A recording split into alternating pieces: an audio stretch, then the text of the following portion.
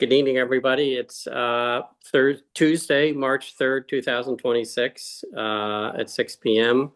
This is a Zoom-only meeting of the Katuitt Fire District Prudential Committee.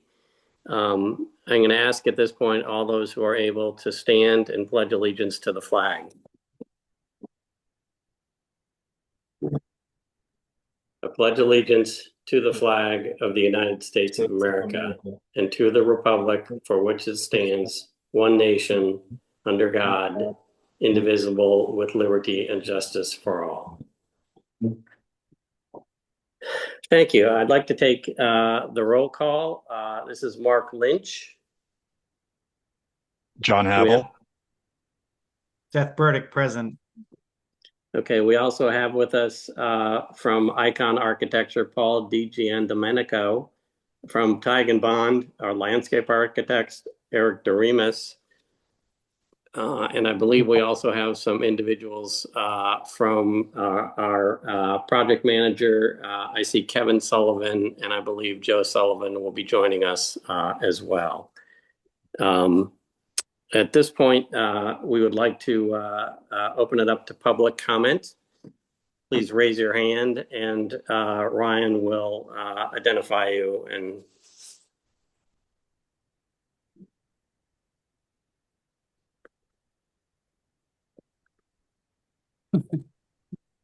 we have Willis.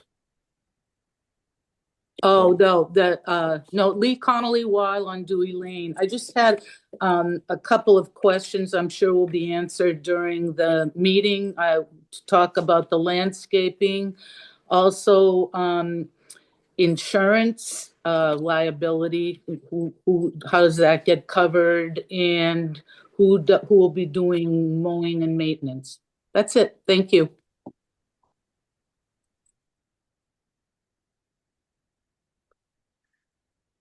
Any other public comment at this point? Patty Daly. Hi, thank you. I just note at the last presentation, there was no discussion of the budget for this project. So I know what we appropriated at the annual district meeting, but I'd like to know what each scenario, I'll call it that, that's being proposed costs and what, if anything's left over for the property. Thank you.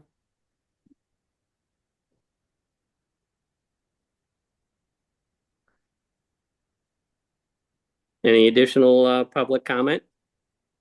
That is all the hands raised at this time. Okay. The next agenda item is meeting minutes approval. We have two minutes to approve. One is for our January 20, 2026 Prudential Committee meeting. And I note that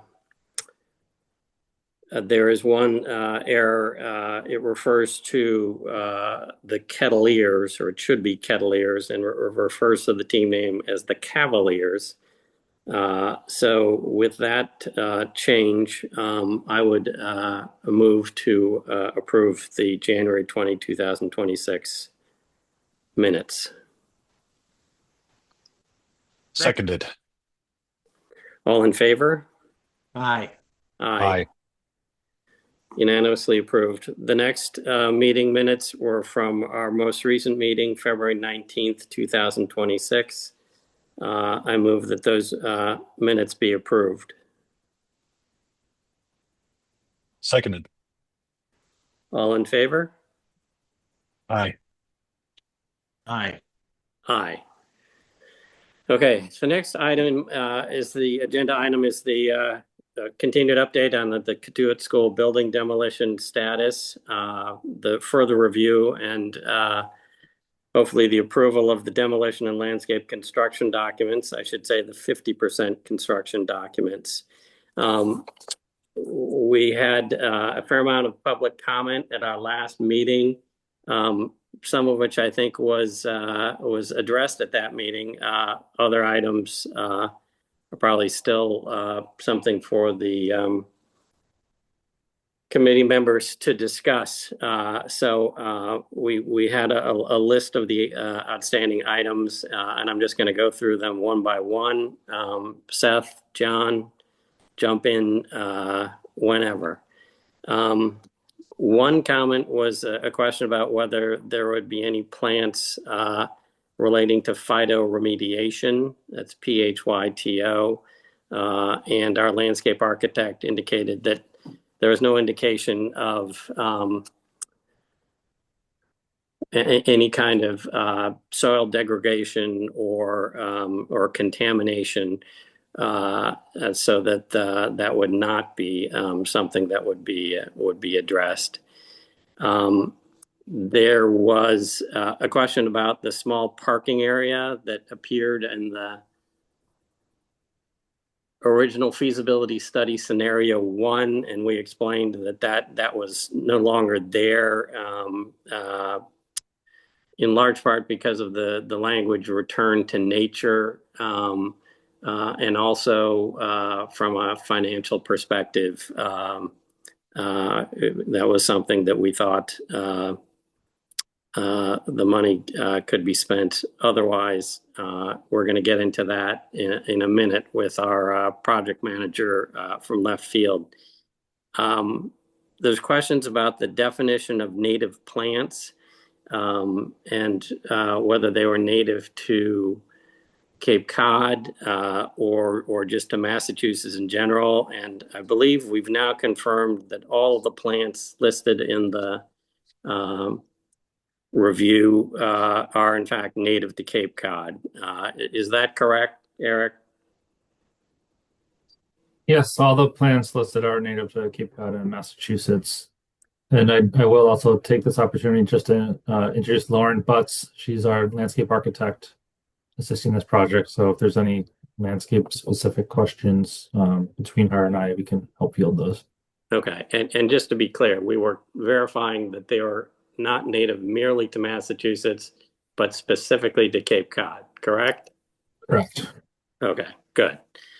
There's a question about why there were boulders kind of in the plan, the preliminary plan, and we indicated that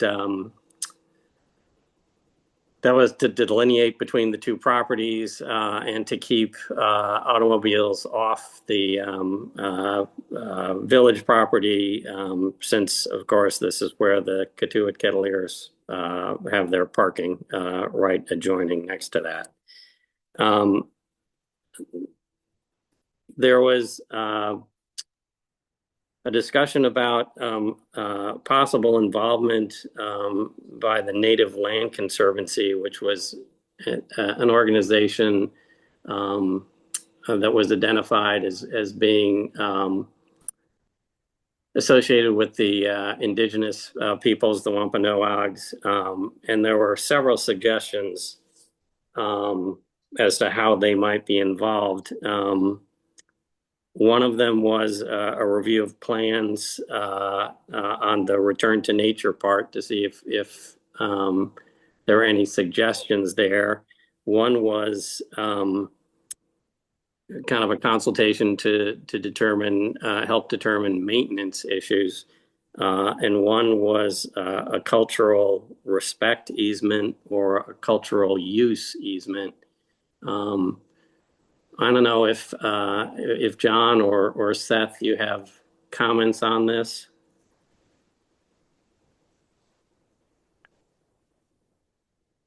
Hold on, there's my video. I don't have any commentary on that particularly. Okay, John. Yeah, I believe kind of any discussion like that of the kind of the property for the foreseeable future, for at least for an extended amount of time, can and should take place if there is, community support behind it. But for the purposes of the demolition and the return to nature, I believe a lot of that can come afterwards. Once once the discussions have been had, and there is obviously an action available for any resident to put forward something for the warrant or an article for the warrant, and voted on by the community. But for now, I believe, we probably makes the most sense to move forward with the demolition and then the return to nature, at which point it can be, up for discussion. Okay. That makes sense to me, particularly with respect to the proposed easements. That would probably require a 67% vote, which would certainly be something that would have to, appear as a warrant in the annual meeting. There was a proposal to include a concrete pad with a roof area and picnic tables, which was proposed, and I think my view on that was that it didn't seem to be consistent with return to nature, and I think there was some comment too that, well, that's my thought on that. Any other comments, thoughts?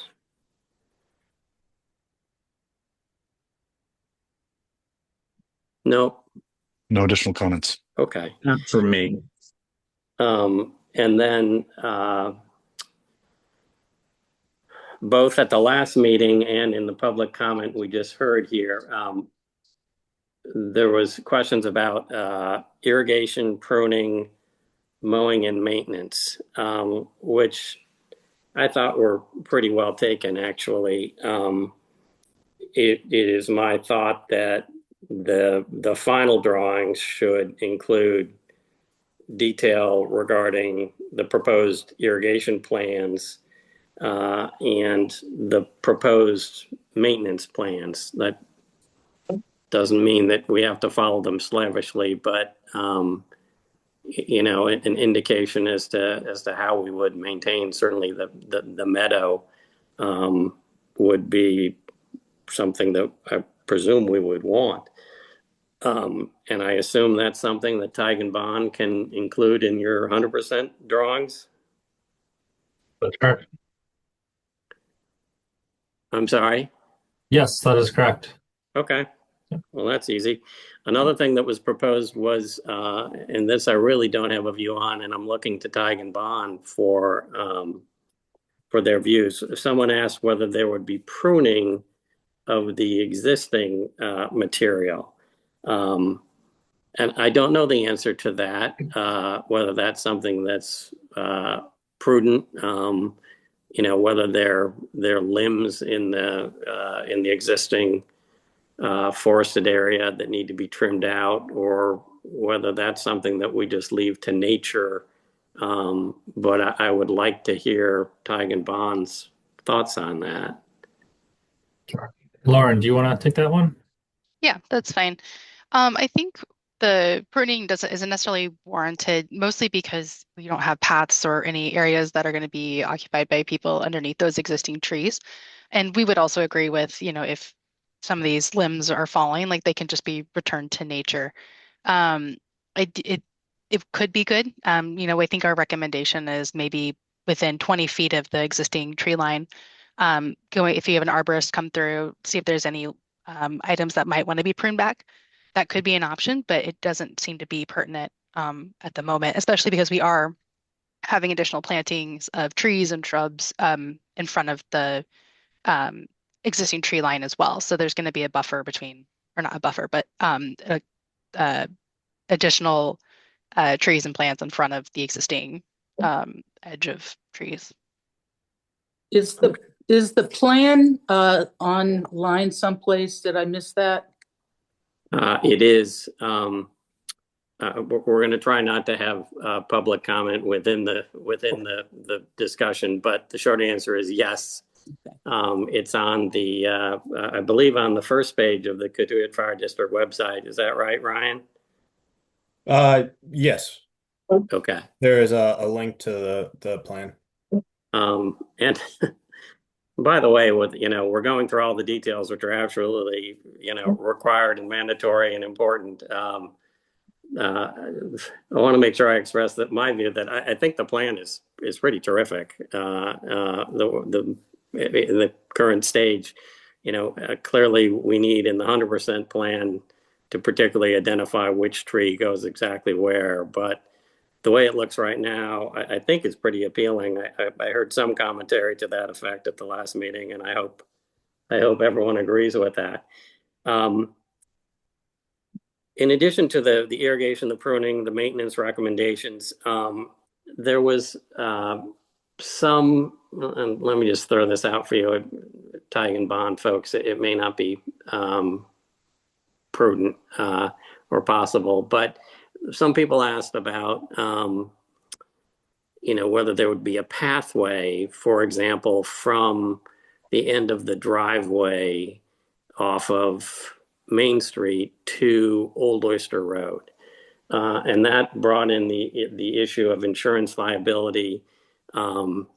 We discussed that under Massachusetts law, any undeveloped nature area, if there's an injury on a pathway that people have just walked through and created a path, there is no liability to the municipality. So we were kind of loath to create a path. On the other hand, I was thinking about this, and Tig and Bond weigh in. We don't need to create a path. On the other hand, in some I'm thinking about the two roadways that come in off Old Oyster Road. Could one of those? I just want to make sure that it's not an impenetrable tangle. So, for example, you would make it more trees and fewer shrubs in one of those two driveways to not in any way create a path, but to leave enough space that people could create a path there if they wanted to. Sure. Is that something that makes sense? Yeah, and I think that's what we've done for those two existing roadways that were entering the site. We placed a few trees just to fill them in so they kind of felt more connected to the surrounding area. That being said, there's certainly nothing stopping someone or blocking a pedestrian from walking through that area. So if people use a consistent path, I think that certainly would, I like to call them desire paths. Create a little path through the woods there that people can get into the meadow area. Good. And then similar for the meadow, during peak growing season, you can, more frequently mow a strip through the meadow if that path isn't really maintaining itself through frequent pedestrian use. So there are, alternative options to allow for that access without providing a hardscape surface, I'd say. Okay. Well, we'll look for that specifically in the 100% construction drawings. Thank you. The last kind of suggestion we had related to the use of clover as opposed to grass, and my recollection was that the landscape architect preferred the use of grass under these conditions. Is that right? Yes, that's correct. Okay. Is Joe Sullivan on at this point? I am. Thank you, Mark. Joe, to introduce him to everyone, I think he's definitely been in earlier meetings. Joe is leading the charge for us as our project manager, which is an organization that a government group like us is required to have in a project over a certain amount, and we qualify for it. And the project manager basically acts as our advocate to make sure we are doing everything correctly in terms of the bidding process, et cetera, and also moves the project along, which, as you all know, is something that we're concerned with. It's going to be over a year between the time that the village voted to demolish the building and return to nature. And that's if everything goes well. So we are anxious to continue to keep the project moving forward and to take advantage of the spring growing season, which is very important for making sure that your plantings get it well established. Joe, can you a couple of things? Well, I should probably just let you go, but I'm looking for where we stand budget wise to the extent we can pin that down at this point. And the current kind of revised plan for 100% construction drawings and what comes after that. So with that, I'll let you go. Thank you, Mark. So the budget itself, obviously, until we have bids in hands, it'll show a true picture of our overall budget. We have put together a defined budget of what we felt the demolition and restoration cost would be, along with the soft costs. With me is Kevin Sullivan and Kayla Gallo. I'd like to have Kevin, if you have available the actual budget that you could present to them and just kind of go over logistically at 70,000 feet, where we're at right now until we actually receive some of the bidding and procurement process as we go through this. Sure, thanks, Joe. So again, as Joe indicated, until we've obviously, there's been a number of cost estimates as the documents have been evolved and advanced in the design process. But until we have bids in hand, we won't know for sure how much each of these scope items will cost. That being said, throughout the process, we've carried a total project budget of roughly $1,861,000, with a construction budget within that of about $1.4 million. And the delta between the 1.8 roughly and the 1.4 is made up of various soft costs, which include contingencies for unknowns, design fees, owner's project manager, our fees to manage the project, a number of other, hazmat testing, monitoring. So again, it's the bulk of this is the construction budget of $1.4 million. Within that, again, based on our most recent estimates, there's $300,000 to $400,000 for just the demolition, $400,000 to $500,000 for abatement, $400,000 to $450,000 for site work, and then some other general conditions, markups, other standard construction costs you'd see associated with a contractor mobilizing and completing the project. So I think big picture, total project budget roughly 1.8, construction 1.4.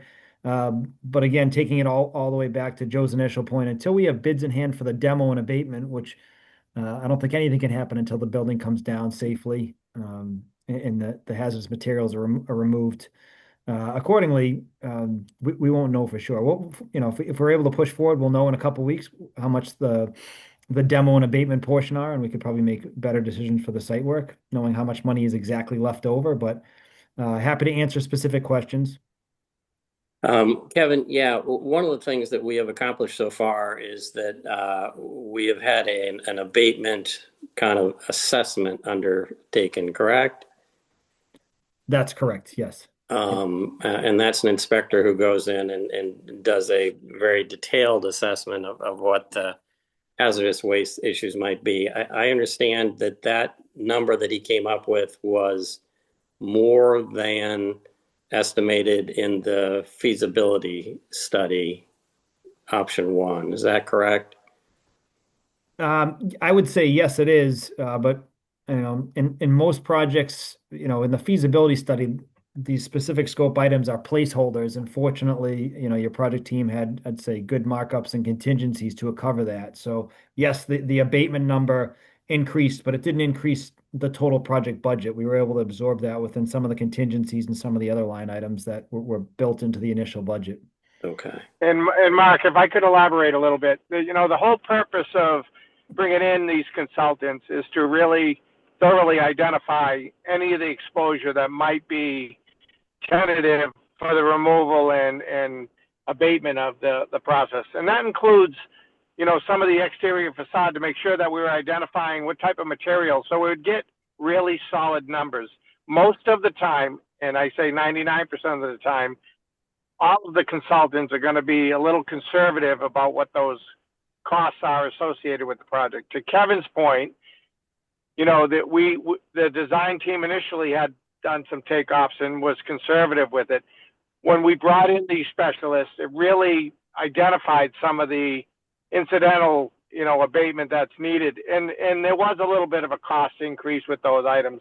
But as, you know, Kevin indicated, we did go through the budget and were able to keep the, you know, the cost of that, you know, abatement and removal and disposal within our budget restraints. So it was critical that we brought them in early so that, you know, we weren't surprised at bid day that the cost had increased, and we were able to make some adjustments as we went through this.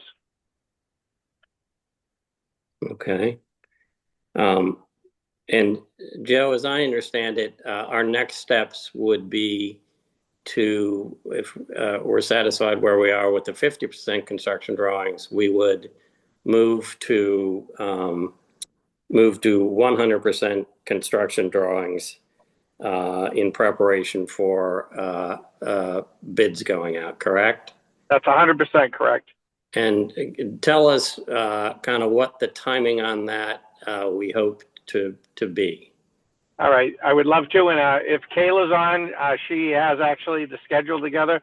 Kayla, if you could just go through the timelines associated with that, that would be great. Yeah, absolutely. So we are meeting now, obviously. We're hoping to get a vote tonight to proceed with 100% and go out to bid.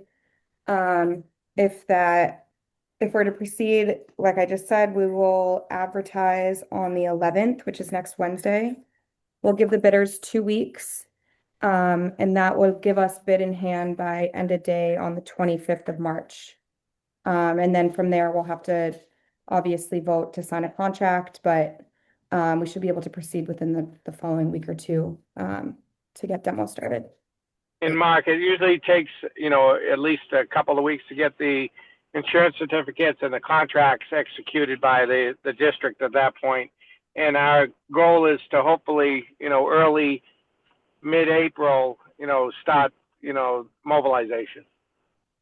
Meaning equipment in the field and actual work beginning. Bodies on site. How's that sound? Bodies on site. People on site sounds better. Bodies on site sounds like maybe they're buried. Hopefully not. Okay. The commissioners, Havel and Burdick, any questions for left field to Tigan Bond or Icon? Not for No, me. yeah, Okay. I think that's a very nice plan, and the timeline seems like it works well. Given that, I would move to approve the 50% construction documents as presented and to direct the designer and their consultants to complete the 100% drawings for preparation to bid. Can I get a second? Second. All in favor? Aye. Aye. Okay, that's unanimous. I think what will happen then, assuming we can get these 100% construction drawings completed, that I will call another meeting probably for next Monday, March 9th, to approve final documents and to send them out to bid.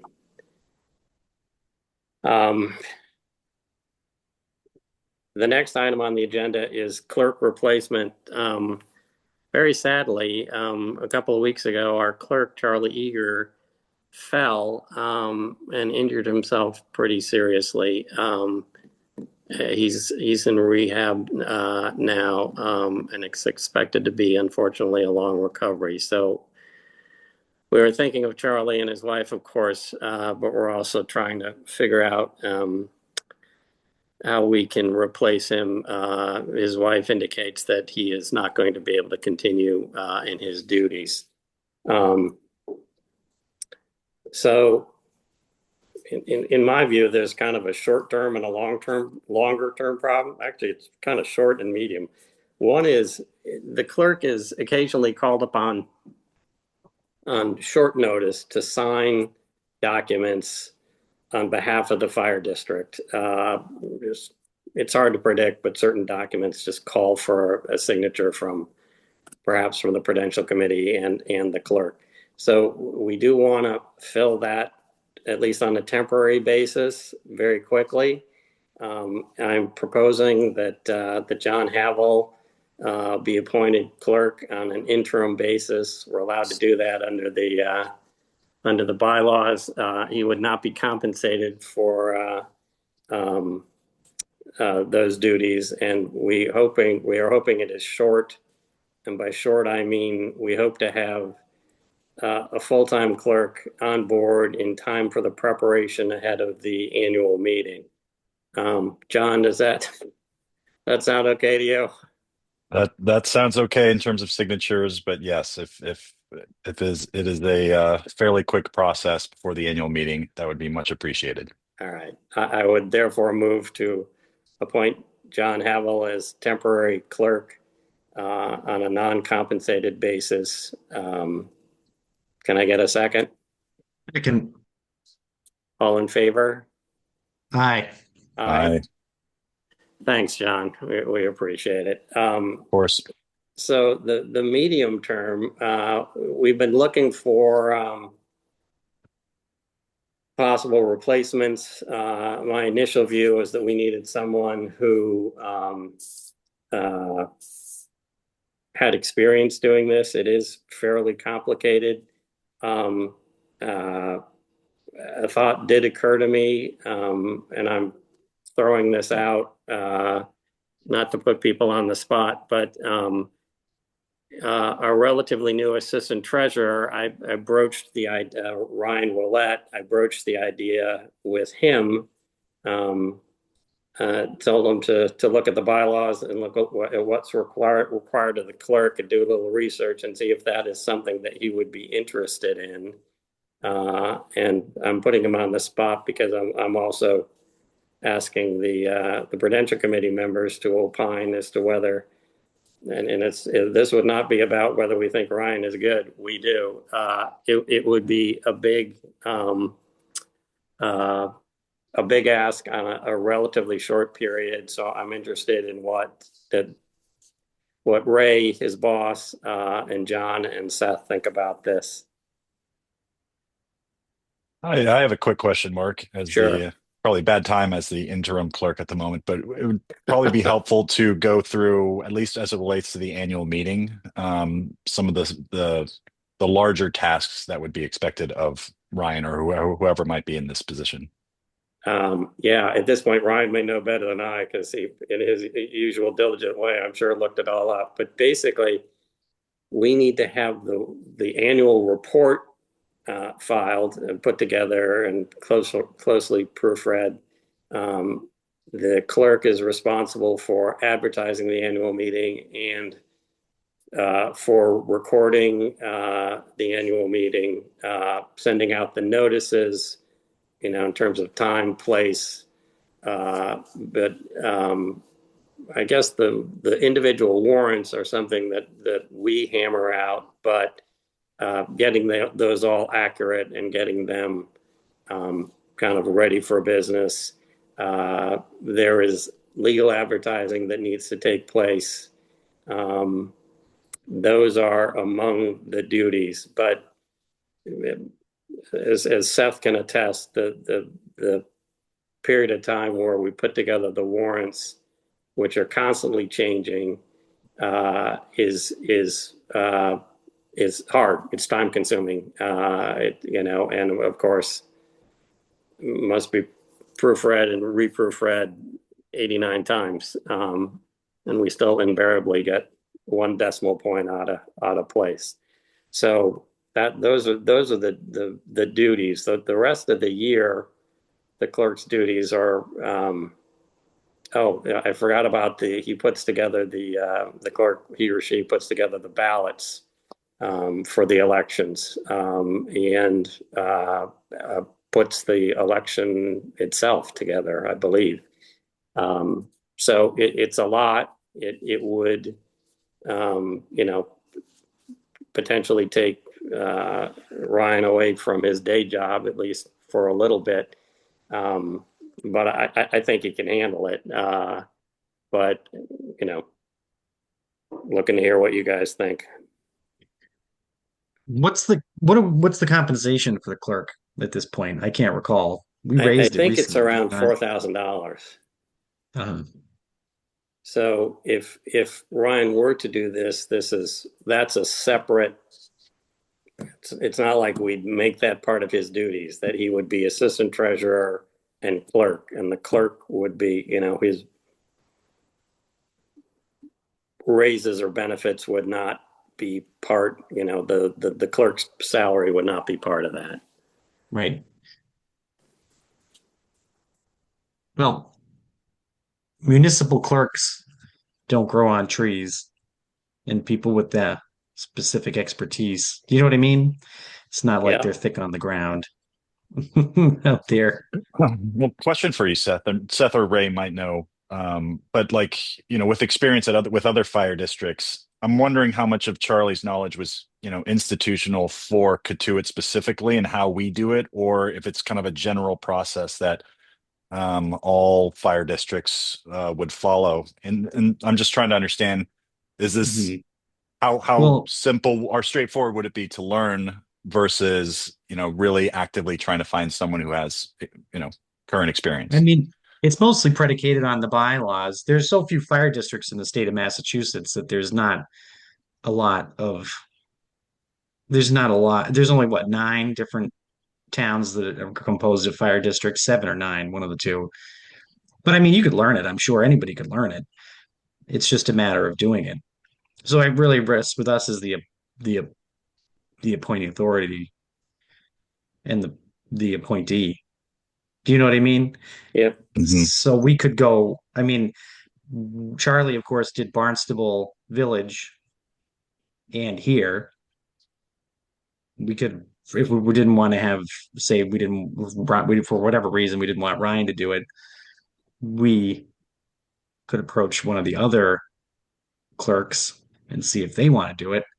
But anybody could. I mean, I'm reasonably confident that it would be something that's not a huge learning curve because you can always seek assistance from the town clerk or any of the other clerks. But I mean, I think it's predicated partly by state law and partly by our bylaws or our charter, enabling legislation, whatever you want to call it. Well, we're likely to have another meeting within the next week or so. Do we want to let this seep a little bit and let Ryan give us his thoughts? I guess one more quick question. Sorry, Yep. Mark, beforehand. Go ahead. Have you been in contact with any other potential clerk candidates in the area? Or, I mean, I guess during that week time, would it be worth reaching out to the town of Barnstable clerk and kind of at least better to better understand what our options are and the best way to proceed? We certainly can do that. I'm happy to hear. As Seth says, clerks are not thick on the ground, so I'm happy to hear any. I have made a few calls, and so far, no screaming great candidates have arisen. But I can Understood. do some cold calling, and yeah, because as I said, I mean, my first reaction was, well, let's get a clerk who already knows everything. But there's not a lot of those. There might be, I mean, like for instance, the town clerk is an elected position, which it is mostly in Massachusetts. And there may be some people in the community who are unaware that their clerk's position is open, and maybe there are people out there who want to do it. I mean, ultimately, we could take that tack too and say, put an ad out or at our meetings. You know what I mean? And see if there's anybody who's really, really interested in becoming, not to say, just is there someone who really wants to be the clerk? Who would, do you see what I mean? Yep. Sure. Should we hold interviews? Like there's that, you could think of it that Boy. way as well. I mean, I don't want to, I don't want to complicate your life any further, but Yeah. you know what I mean? Because like, for instance, Because I if got you're, nothing else going on. I'm a little worried about the timing on this, Seth. I really am. No, You of know, course, I understand. it's But you know, we don't know. I mean, if we made public the idea that the clerk's position is available, if anybody's really, really interested, there's about 20 people right here, right now, who now know, and maybe we'll hear if anyone's really interested. Because of course, yes, we want to get it all squared away before we have to begin the preparations for the annual district meeting. And the annual district meeting warrants must be due a month before the annual district meeting, Right. which is usually end of May April. 20. So Well, the really, meeting's the end of May, so the end of April. yeah. So it's really 2 months to have this finished. So, all right. Yeah, I like your idea. If we are going to meet in a week, maybe we can hold off on voting for this. But in general, kind of the thing that stands out to me is the timing. And I agree with you, Seth. You know, maybe it does make sense to advertise and post and kind of see if we can find someone who's you know, who has done this before or is very willing to do it. And you know, that said, I think the world of Ryan. So, you know, I certainly believe he could do the job and certainly learn on it. But just based on how much, you know, time we have before preparing for the annual meeting, it might make most sense to kind of do it ourselves this year and, you know, look for something, you know, see how it goes and figure it out next year. But we can talk about it next week. Okay. I Yeah, will. I'm up for anything. Brian would do a great job. I just am looking at it from different angles and seeing what, you know. And I will ask Ryan over the course of the next week or so to now that we've scared the hell out of him to see whether this is something he has interested in and you know communicate that to us. All right. Well, thank you. Something we really need to be focused on. The next agenda item is the treasurer's report. I'm going to jump in with a little bit of good news. Those of you who were at our last meeting know that Mark Robinson spoke on behalf of the water department and the ongoing concern that the water department employees got incorrect W-2s from our vendor for the third year in a row. The good news is, I believe Ryan will confirm that as of today, that has been remedied. So Correct. Yeah. all right. I'll So have a updated W-2 in their portal now. and Ryan, I understand that you are with Ray's oversight, actively looking for a replacement for that vendor. Correct. Yep. We're narrowing it down with the goal to make the jump to a new payroll company in between quarter 2 and quarter 3. Which would be what date? June 30th. Okay. All right. Thank you. And with that, Ray, please go ahead.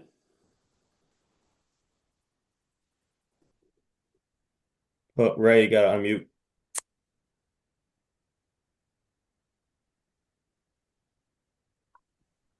Thanks, guys.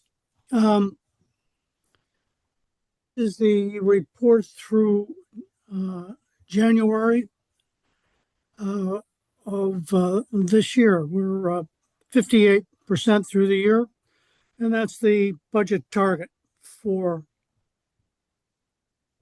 January. It's lags in the tax collection, but looking at history, the majority of receipts come in the latter part of the year. The tax levy, the current tax levy bill was only issued the first time in January. So we've been collecting on the old levy. And of course, the new levy is substantially higher, and therefore the tax collections will increase as we go through the balance of the year. Water department revenue is strong. It also, at this point, includes PFAS grant money, which will be moved to the Special Revenue Fund to be retained there for future use. The ambulance is on schedule. It also has some grant money, which will be moved to special revenue along with the related expense, but they are at or ahead of budget slightly at this point. And in the other category, with the help of interest earnings, we are well ahead in that area. Overall, we're still at approximately 50% versus 58% on our revenue collections. But again, as I said, I anticipate that would cure itself as we move through the second half of the year. In terms of expense, despite some not confusion, but despite some figures that look like we're off budget, when you take into account the annual payments, every department is at or under budget at this point. Overall, even without the adjustment for one-time expenses, we are at budget of 58%. Turning to articles, all the, I think it's the next page is articles, and I'm going to go a little out of sequence, I guess, Ryan, so bear with me. Overall, articles are in line. We just met with the fire department this morning, as a matter of fact, and reviewed the status of that. We are expecting an update in the schedule of budgets, but as of this point, we are in sync with them in terms of expenditures, and it would appear that we're in sync in terms of the timing of expenditures with the T-bill ladder. And again, just an aside on that, we've created a ladder or a sequence of T-bills that has invested the unused funds at this stage. And one of the T-bills will be coming due March 10th, and it will fit in nicely with the next sequence of expenditures. So overall, no worries on that side. Going back to looking at funding, we are in a strong cash position with most of the capital projects and ongoing projects covered by either T-bill investments or CD investments at this point. Visual expenditures, there is some pressure in the finance area for salaries as we work through the end of year and get ready for the budget for next year.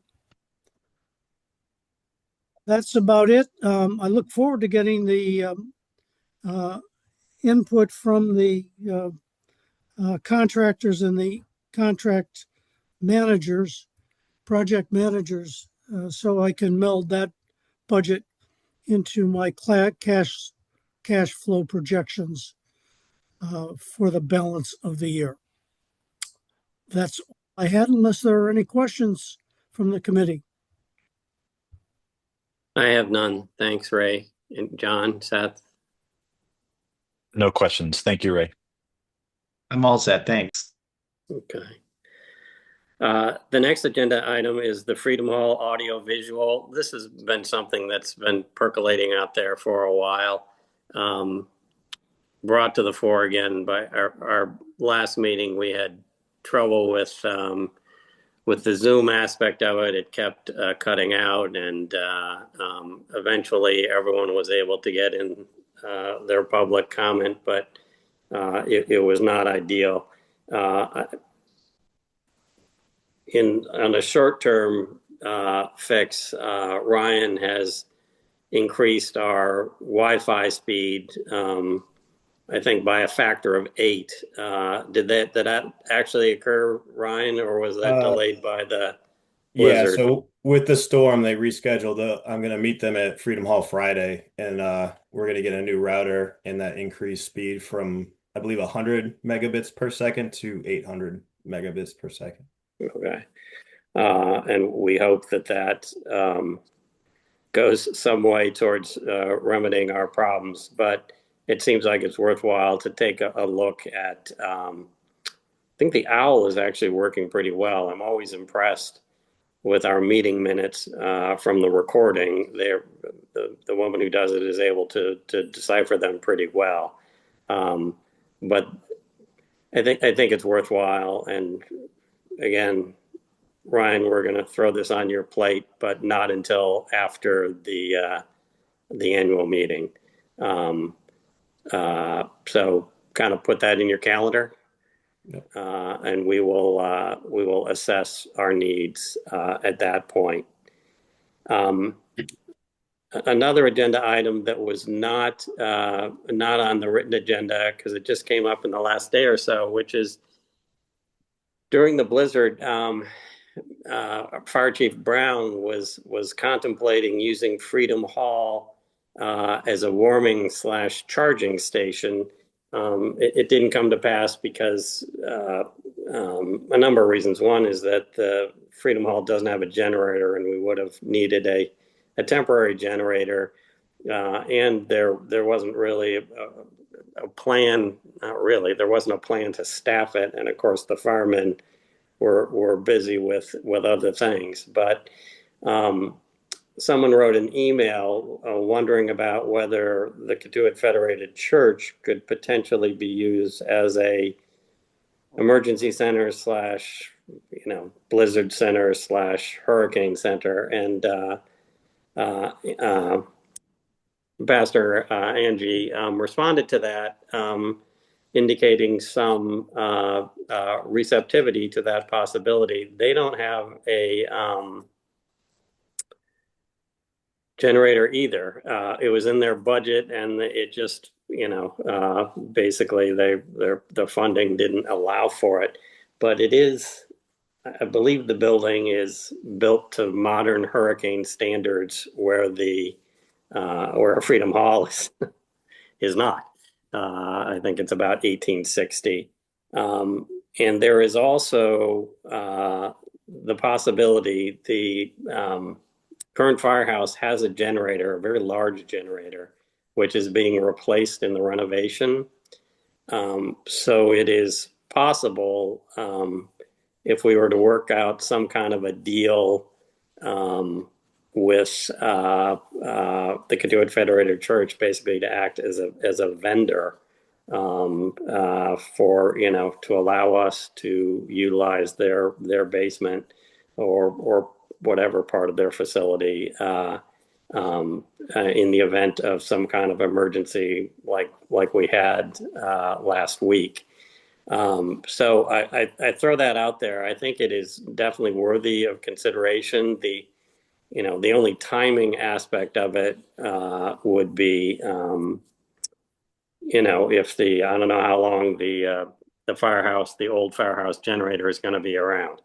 But if it's in good shape and would solve that problem, maybe some kind of sale could occur.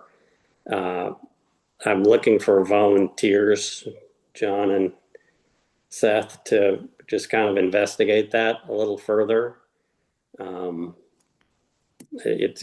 not going to have another blizzard, hopefully, knock wood, this winter, but again, it's something that needs to be on our list. I mean, I could look into it. I think there'll be a lot of red tape and a lot of hoops to jump through, not, Yeah, in the municipal sense. For the disposition of property, it has to be approved at an annual district meeting usually, yep. and regardless of the value. And then there's, I think there'll be a lot of red tape, but I can look into it. Thanks, Seth. I think you're right, but it does it does seem like a worthy idea. So great, thank you. Real quick, Mark, sorry to interrupt. Nope. Seth, you might have insight into this. I wanted to thank the resident for, writing in a very thoughtful suggestion. And I think, we all lived through the blizzard, so we understand, the importance of an emergency shelter of some sort. But I was wondering if is there anything on the that you know of that would be from like a federal, state, town, county, mandate of having an emergency area? I mean, in general, I support the idea, but part of me wonders, is this something where the town of Barnstable Yeah. would Well, potentially there step were in and facilitate? possibly, but so the town provided two, or well, the town provided one, I guess. There were two in the county, if I'm not mistaken, warming centers. I There was the one, our closest one was at the Barnstable Intermediate School. So, I mean, they provide that service. I don't know the ins and outs of it. I don't know enough about it to give you any concrete. I don't know that I'm assuming there's some kind of requirement. I don't know that it's a requirement necessarily, but I'm sure that there's a series of, where the funding comes from. We have certain funds that are set aside for emergency management and whatever. The county has funds that are set aside for emergency management, the state and federal. I'm sure it all cascades down. But I don't know enough about it really to tell you too much, other than we did, meaning the town of Barnstable did provide. Uh, it wasn't particularly close to here because it was in Hyannis, but and they also did one at the HYCC. So I think it was the two. Okay. And I don't know. I mean, I think that it seems reasonable to me to have something like that in Katuitt. I don't know what the town's appetite for that would be, considering what we provide in other parts of the town. It'd have to, like I said, all these this it is a good idea and it's a reasonable discussion point. These things tend to have a lot of red tape attached to them, Yeah. especially the interplay of municipalities and then public-private cooperation and public funds on private property and things of that Yeah. nature. So, like, as it pertains to the church, I think there'd be a lot of it'll be a lot of talking about, a lot of legal opining, a lot of voting, and it's not to say that it can't be done, but it'll Yeah. take time. But I'm not an expert on it, so I can't Yeah. give you any more than that very broad picture. Well, John, you raised some really good points. One of which just occurred to me as you were talking too is our enabling legislation, or or if the Prudential Committee bought a generator and hooked it up to Freedom Hall, that probably would be fine, like within our purview. If can we go out and make a deal with a third party entity? And I don't know, but I mean, because you could, I mean, theoretically, the fire commissioners, there may be an argument to be made that they have a public safety mandate to provide. I mean, it can be fairly specific, I guess, fire services, but also now it's EMS and everything else do you know what I mean? You could make that argument.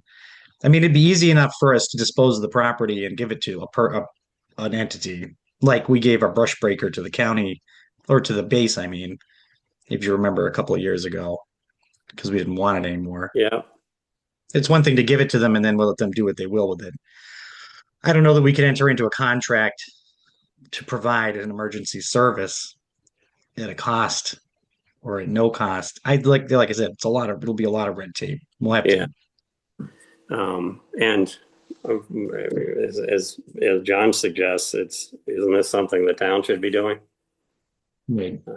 Now, whether we can convince the town to do it is a whole nother thing.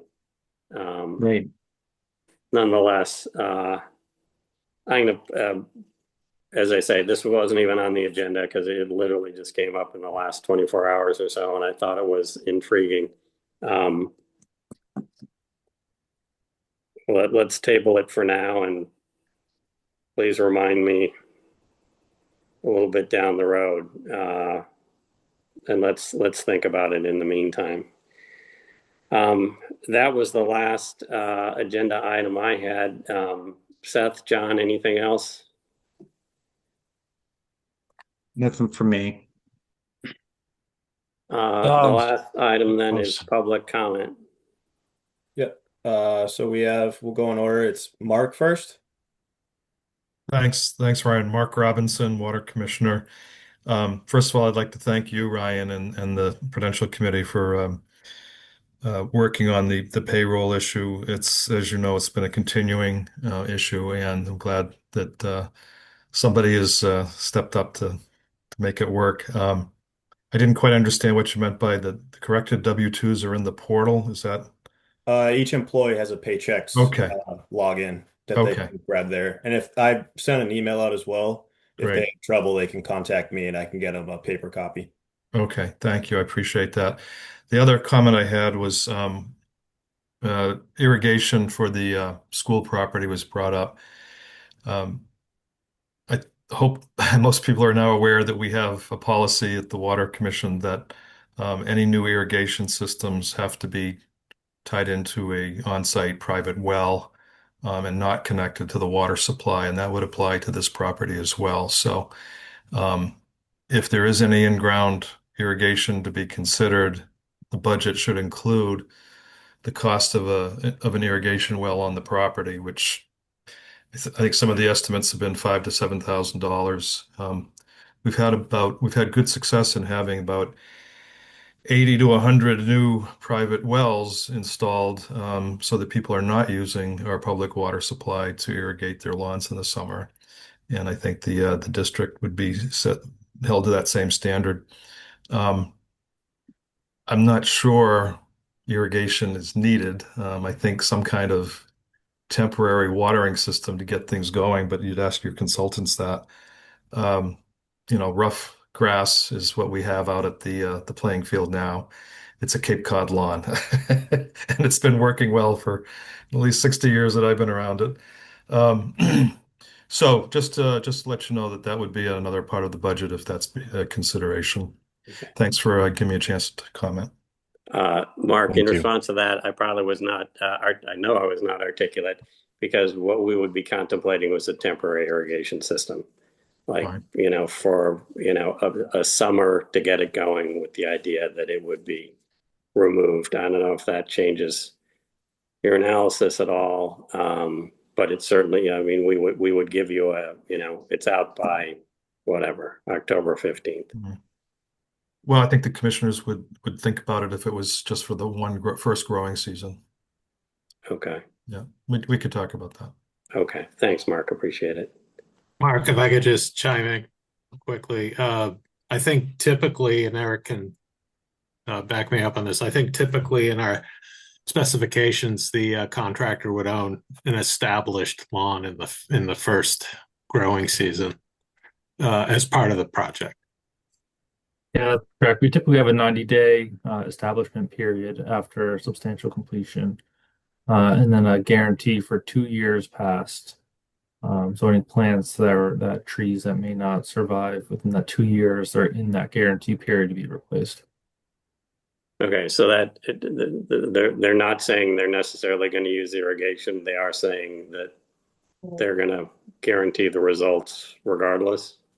Correct. Yeah, it's up to the contractor's means and methods to provide the temporary watering, whether it's through temporary irrigation system or if they come by in a set schedule to water each tree in the plant and the lawn.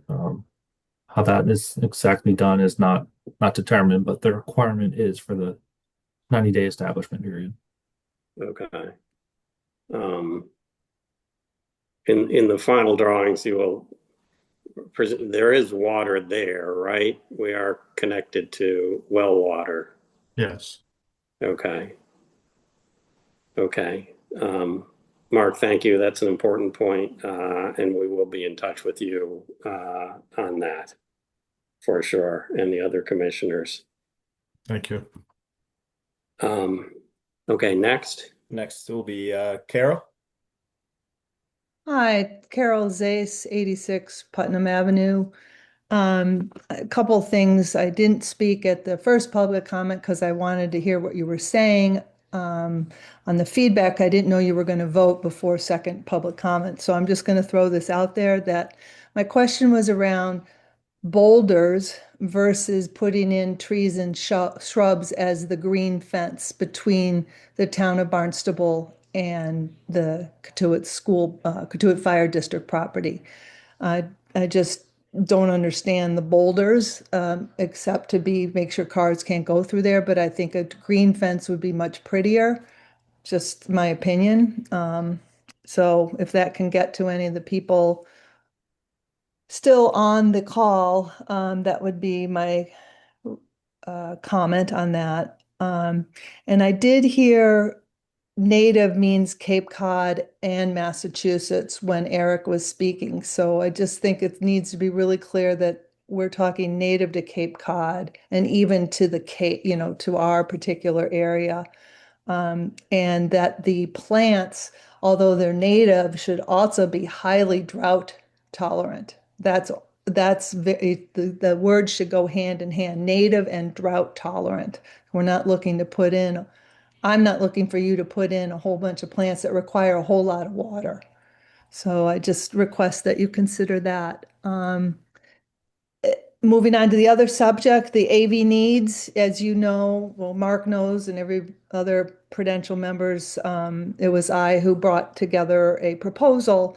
And I don't think the owl is good enough. You get all sorts of paper rattling when the commissioners aren't talking and pens clicking and people tapping. And it's when all the commissioners who are currently on all three boards are all men, without a good video, you don't really know who's talking each time. So I just think that we could do better. And the company that I gave you a quote for a year ago so that it could be included in the ADM is a company that deals with older buildings, mostly churches and other community halls. And so they have a good background in dealing with acoustics and old buildings and old electrical needs. So they're still out there and they did the Federated Church. So anyways, I hope you'll continue to consider them. And then my last comment was you were talking about the warming place. I was a member of the Medical Reserves Corp of Cape Cod during COVID. And this is a company, this is a group of volunteers that works with the Barnstable County Health Department that put together shelters and house them. We often get requests to who can volunteer to do these shelters. So that's a good place for someone to look into if you want to look further, is the Barnstable County Health Department, who does set up these shelters on a pretty regular basis for disasters. That's all. Thank you. Just to respond quickly to the AV quote, Carol, I do have that in my inbox, and I will forward that over to Ryan right after this, so he can either reach out or incorporate into, the exploration. Is there any way to get funds allocated on this year's ADM so we don't have to wait a whole nother year, would be my request. Do you need a citizen's petition, or would the Prudential consider putting in some funding for this project?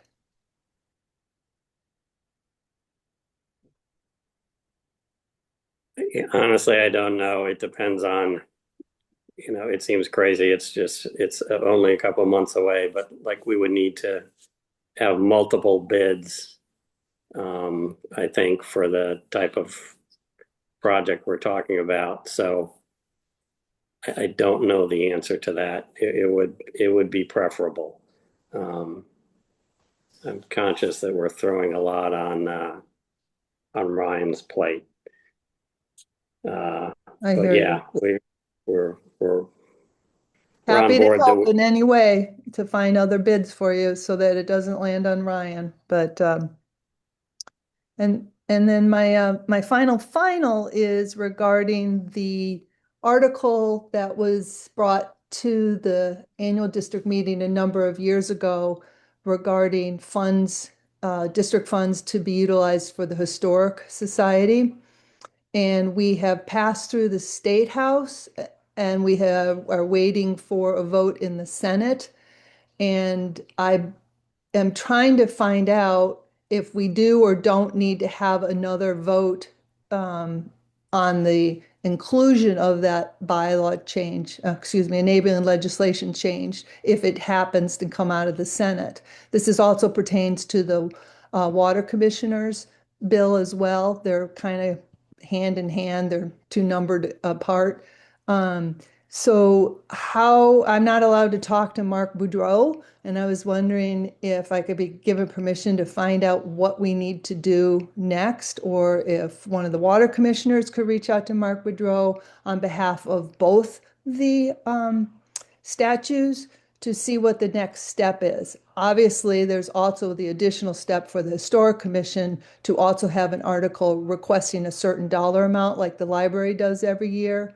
And I just want to know if the Prudential Committee would be willing to work with the Historic Commission and myself, the Historic Museum and myself, in getting something on, or do we have to do a citizen's petition?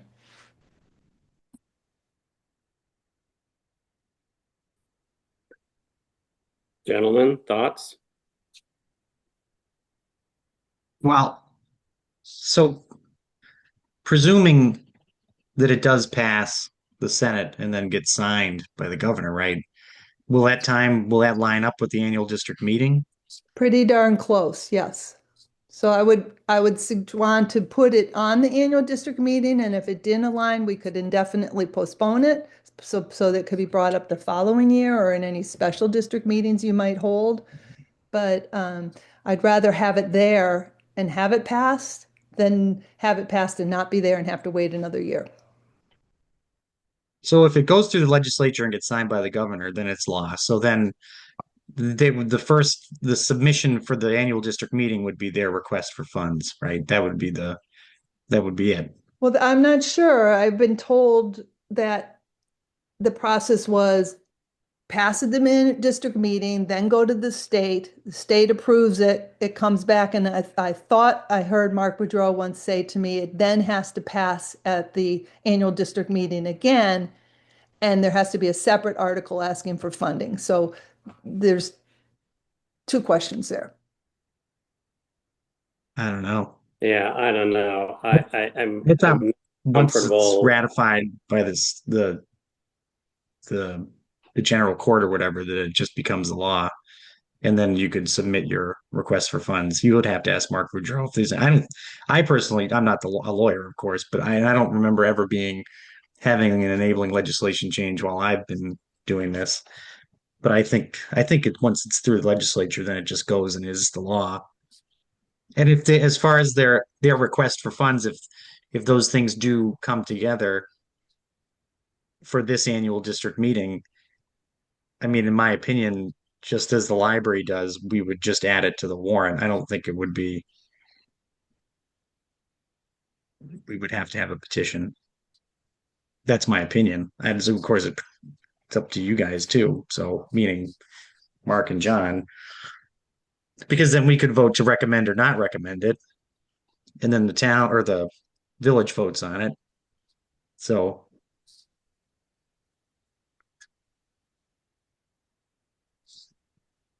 Fortunately, I this is my first annual district meeting, so I'm not sure on the timing of it.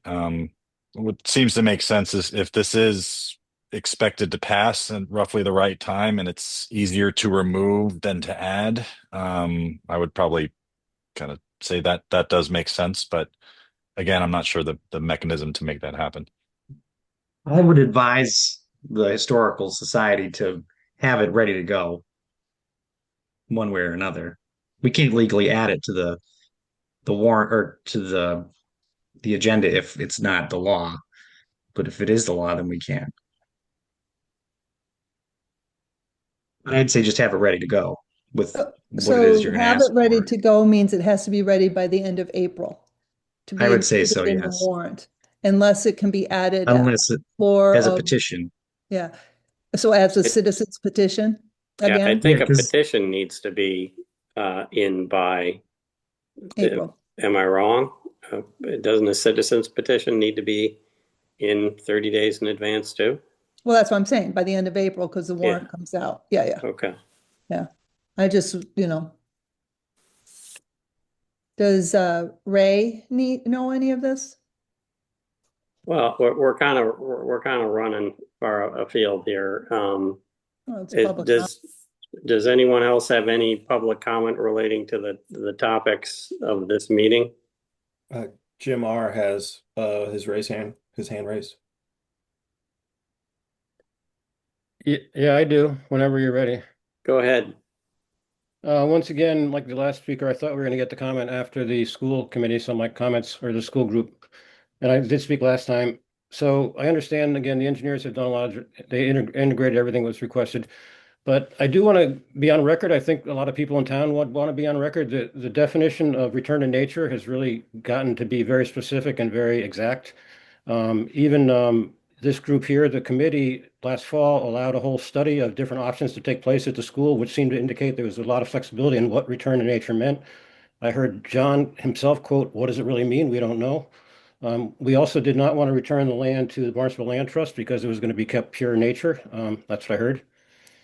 So all those things are just background. But the thing that kind of disturbed me the most today is anybody who lives on the old orchard side of that field is really cut off from the kettlers and that whole side of town without a path through the school over to the other side of town. And to the fact that you don't even want to have a bike path through there strikes me as very unusual, and I don't really understand why. It doesn't have to be, asphalt or anything. It could be porous. It certainly seems to be within the scope of nature. So that just strikes me as strange. And then the other thing, Mark, that you said tonight is we are, and the architect brought it up, he said, we are supposed to drive down Old Orchard sidewalk, I guess, go to some tree and start riding our bikes across the newly planted grass to get over to the field. And that's what you're recommending on record here. So I'm a little not sure what to do in the spring when comes time to go over to the Kettlers game. So I would think you'd want to reconsider the bike path at a minimum and maybe ask for more comment because the return to nature didn't really get any discussion since last fall.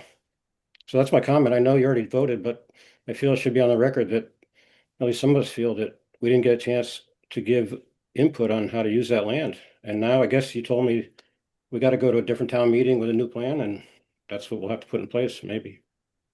So I just want to go on record, say that. I appreciate all the work everybody does, and I understand we got to get the job done. I just thought maybe the development of the space afterwards could be slowed down a bit so we get more public input. Thank you. Thank you. Other comments? That's all the hand raised right now. Okay.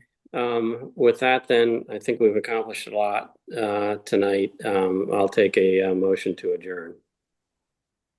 So moved. Seconded. All in favor? Aye. Aye. All right. Good night, everyone. Thank you. Good night.